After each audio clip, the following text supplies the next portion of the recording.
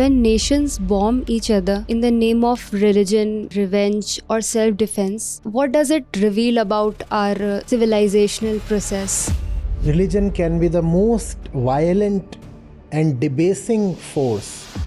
Religion in its pure spirit is a beautiful thing. It does not engender wars. The thing is, you are misusing religion in the worst possible way. It's not really human beings that are bombing each other. It's the process of humanization gone wrong. I'm not saying all conflicts are religious, but religion is a major reason whenever there is a conflict. My car is better than your car, my argument is better than your argument, and my God is better than your God. My God is better because He is my God. If religion is not purified, it would either be further contaminated or it would be dropped. The best option always is to have. Acharya ji, when nations bomb each other in the name of religion, revenge, or self defense, what does it reveal about our so called civilizational process or human evolution? Religion exists to civilize the animal.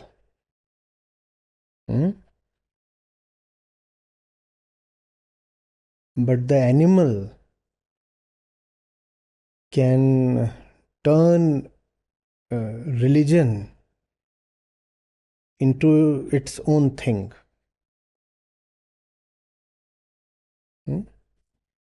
It's not really human beings that are bombing each other. It's the process of humanization gone wrong. Religion is the process of humanization of the animal. Sublimation of the beast that is born from the womb. Religion exists to elevate that beast into a being, a human being. But that beast is very mischievous. It can turn religion into something of its own. So that's what is happening in the Israel-Iran case also. You can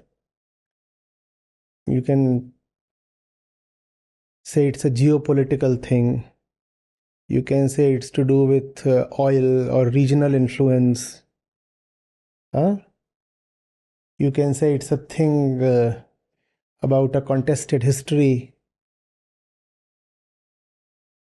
But the bleak reality is that it's mostly about religion. It's a religious struggle. You know, these two countries were actually some kind of friends till 1979. In fact, in that entire region, Iran was one of the very few allies that Israel had. Very few allies. There was Iran, there was Turkey, North Turkey, and Ethiopia. Israel took birth in 1948, and immediately there was war against the Arabs. And they all took Israel as a stab right in their heart, in the middle of their region, in the middle of Middle East. A wound called Israel. That's how the Arabs took it. So there immediately was war. And then Iran was one of the first regional countries to recognize Israel. Though the recognition was not overt, but it was covert and proxy recognition. Because Iran is not one of the Arab countries. Iran comes from a Persian lineage, and its history predates that of Islam. So, Iran too has had great differences with the Arabs. And Iran is Shia, whereas most of the Arab countries, excluding Iraq, are Sunni. So, even that is a religious thing, the Shia Sunni thing. So, till 1979, Iran was a monarchy, and the monarch was pro West. And Iran was a more westernized place than the Arab world. And Israel had decent relations with Iran. In fact, when there was the 6 Day War, then it was Iran that provided fuel, oil to Israel. And Israel's Mossad was collaborating closely with Iran's own secret services.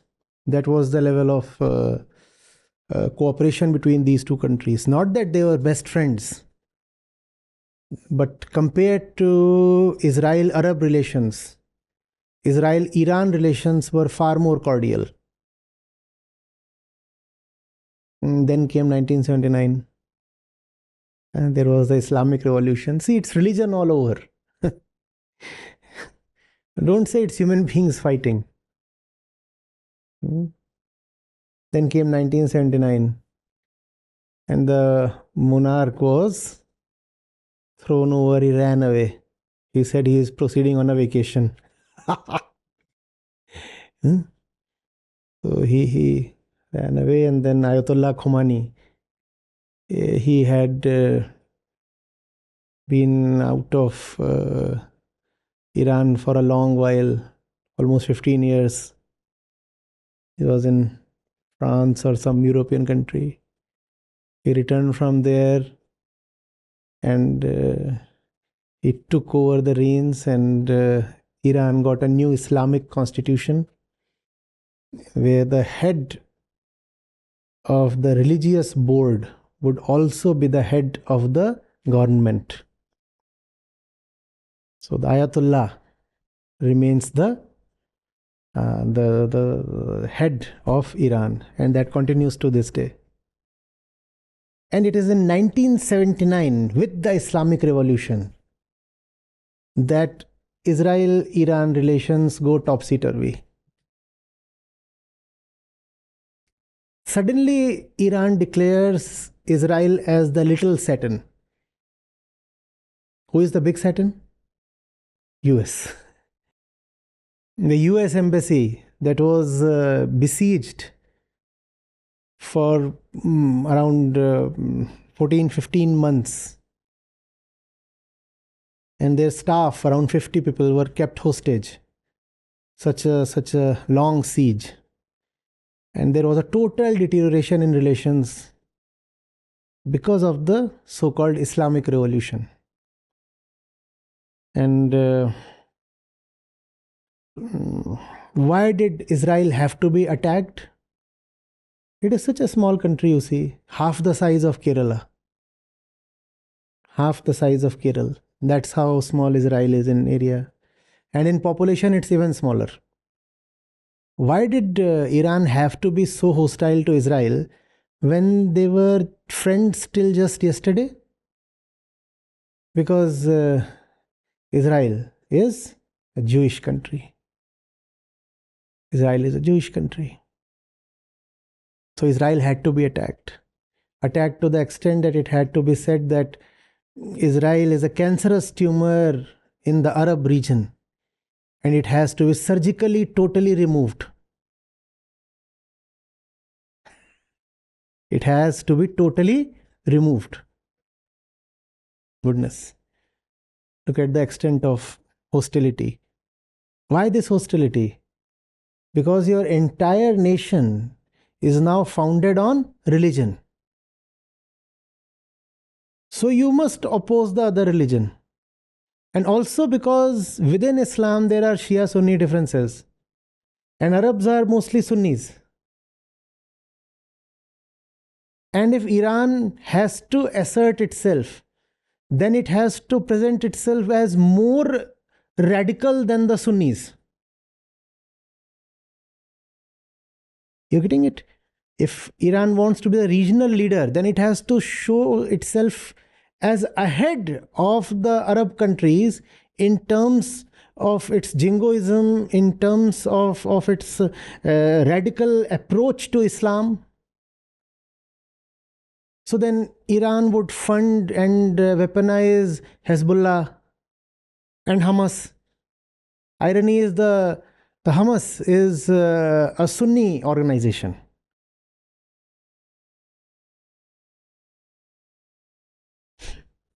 Are you getting it? Because all of you are Sunnis, so you are anyway not listening to me. How do I present myself as a worthy leader of the entire Muslim world? By finding out an enemy and attacking it more rapidly than any of the other countries do. You all are Arab countries, right? And here is Israel. You are not attacking Israel in the same way as I do. And because I oppose and attack Israel in the fiercest way possible, therefore I qualify to be the leader.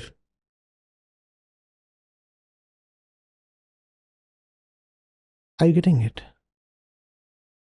Had both these countries been Muslim, would there be a strife?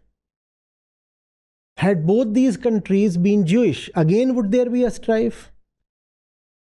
But we want to close our eyes to the bare fact that religion gone wrong is the worst thing possible to human beings. Religion can be the most uplifting of forces and equally the most downgrading of forces. Depends on whether religion is understood in its pure spirit or in its distorted externalities.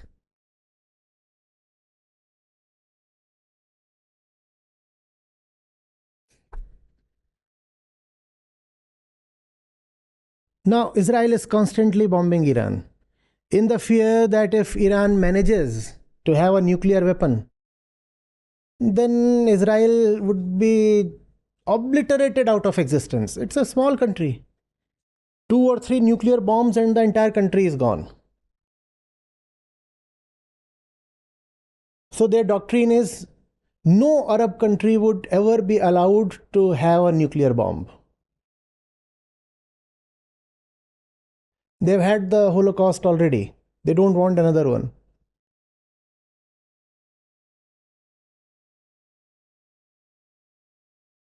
There are barely 1.5 million Jews in the world and half of them live in Israel. It's a very small number, 1.5 million. I think we are all concentrated here. It's a small number. And if you bomb this concentration, then everybody is gone.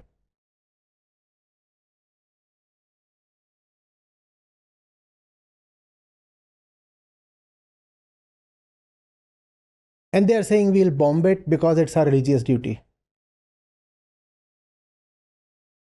The Zionist regime must perish. The little Satan must disappear.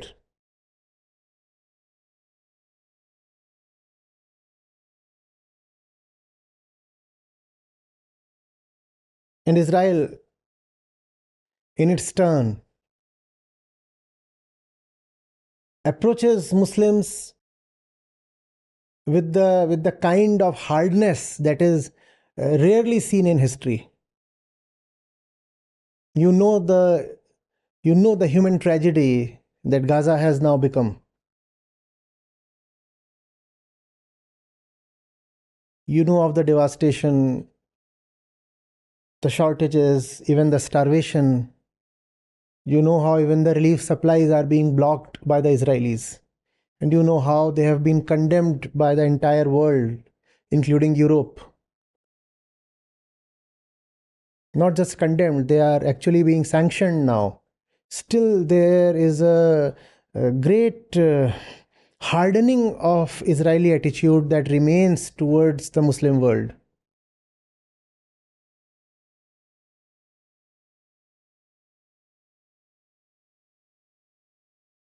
Hmm? And that is when both the countries come from the common pedigree of Abraham.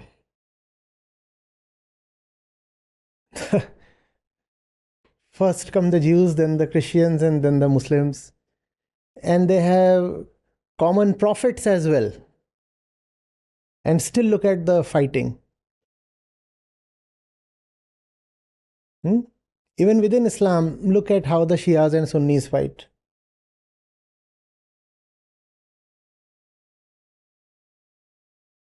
Are you getting this? Religion can be the most violent and debasing force. And we are not talking only of Judaism or Islam here, we are talking of all religions across the world. When distorted, they are the worst thing that can happen to mankind. And then sane people find it better to drop religion altogether. They say we have nothing to do with religion, we are irreligious or atheists or agnostics. We have nothing to do with this primitive historical thing called religion. They say religion is a thing of the past. Religion is a medieval phenomena. And modernity should have nothing to do with religion. And one can understand where they are coming from. They have seen the most rotten aspects of religion, therefore, it is understandable that they want to keep their hands off it.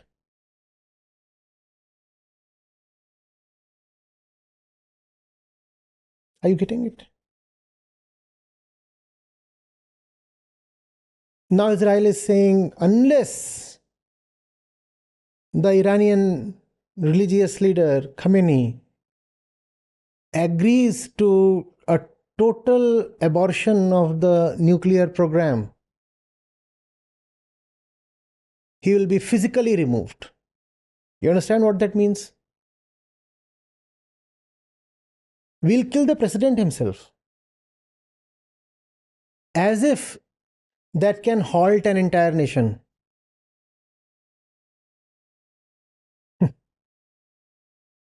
And nuclear technology and fissile materials are relatively very easily available today. And there are just too many players willing to sell nuclear secrets and material for a price. You have Pakistan, you have North Korea, you even have China. All these are people who can aid Iran's nuclearization. Sooner than later, Iran will have a nuclear weapon. And Israel already has 80 to 90 nuclear weapons. And these two countries are not far from each other.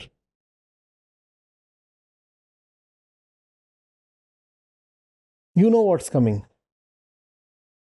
Thank you so much, religion.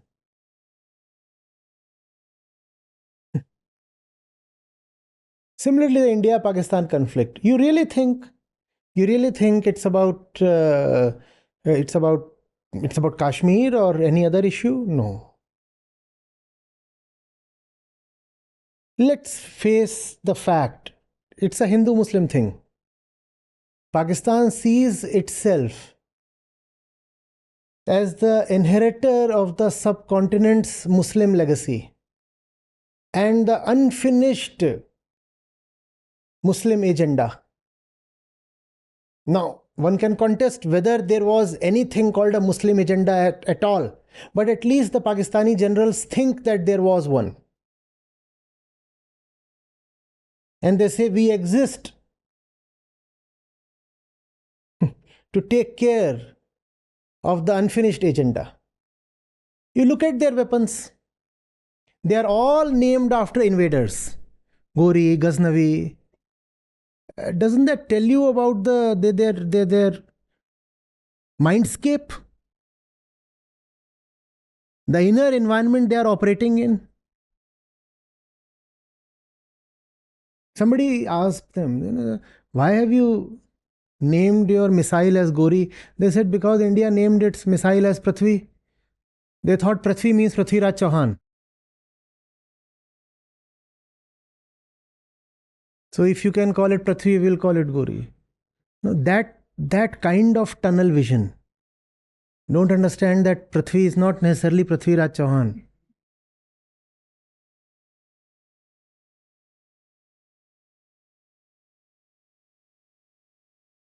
Again, a religious thing. I'm not saying all conflicts are religious, but religion is a major reason whenever there is a conflict.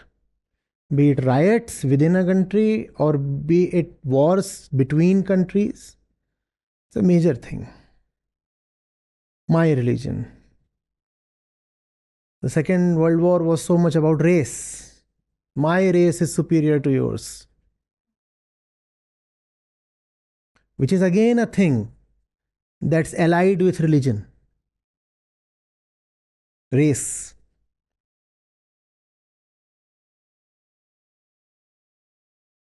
You're getting it? Religion dropped is better than religion left unpurified. But religion dropped would also mean a great elevating force dropped. A great possibility, a great potential that could have assisted the human being, that has been forsaken. That's the problem with dropping religion. That's the reason why your Gita mission is so important. Because if religion is not purified, it would either be further contaminated or it would be dropped. And both these things are happening. People are either dropping religion totally or they are getting in the thralls of, in the captivity of totally contaminated religion. Don't you see that happening in India? Those who are gullible, they are taken in by contaminated religion. And those who have some sense, they say we have nothing to do with religion. Keep it aside. Now both these are imperfect options. The first one is an outright abominable option, and the second one too is suboptimal. The best option always is to have religion in its pure spirit. Religion in its pure spirit is a beautiful thing. It does not engender wars. Are you getting it? One is a beast. One has nothing better in life than to cut open the other's throat. But one is some kind of a rational beast. So one seeks to justify cutting open others' throats. One says, this is to defend my religion. The thing is, you are misusing religion in the worst possible way.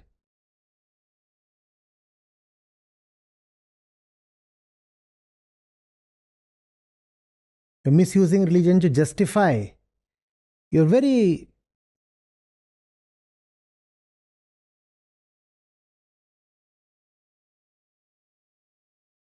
my car is better than your car. My argument is better than your argument. And my God is better than your God. My God is better because He is my God. And I'll spit on your God because He is your God.